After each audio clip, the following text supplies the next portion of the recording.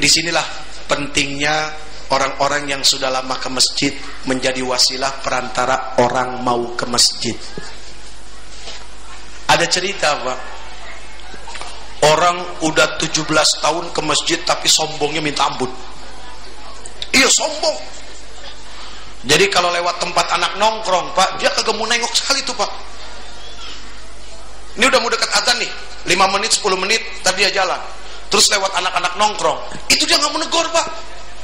Dia nggak mau negor loh sama sekali. Dia jalan, bahkan mukanya begini. Itu yang nongkrong bilang apa? Tuh orang masjid sombongnya minta ampun. Waduh, ini bagaimana? Kalau dari hati orang-orang yang suka ibadah muncul sombong, bagaimana mau yang tidak ibadah mau ibadah karena sombong? Sepertinya yang pada nongkrong tuh udah neraka banget. Jadi kagak perlu ditengok.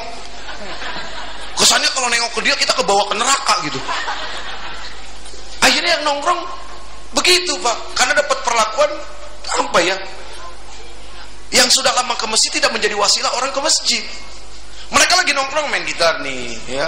Kamu kok seperti hantu terus menghantui aku. Nih lewat yang mau lebih tahu ya. Yang gimana? Sini gitarnya. Dia untreng. Lalu aja yang main dah. Nggak enak. Rapnya aja bang, rapnya begini. Bila hati tak lagi padamu, bila cinta tak lagi untukku, mengapa?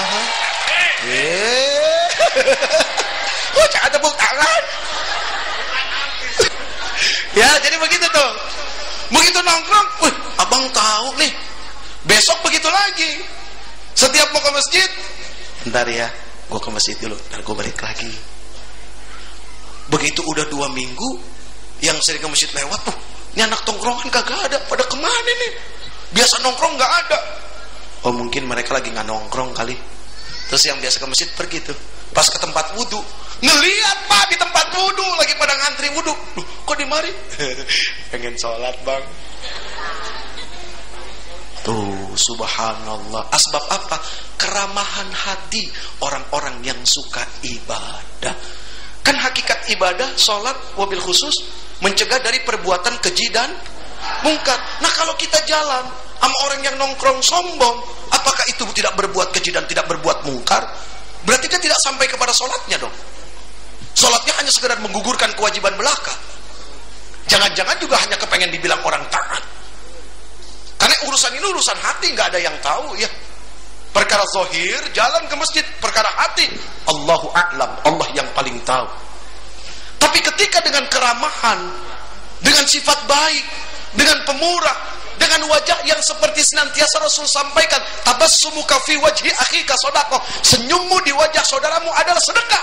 Apakah itu tidak akan membuat orang menjadi senang? Sebaik-baik manusia, kata Rasul, adalah apa? Orang yang wajahnya enak dipandang. Enak dipandang di sini bukan berarti dia cakep, bukan berarti dia ganteng, tapi dari wajahnya memancarkan apa? Kesenangan memandang orang lain dan dipandang oleh orang lain. Artinya adalah apa? Ada ketulusan di dalammu.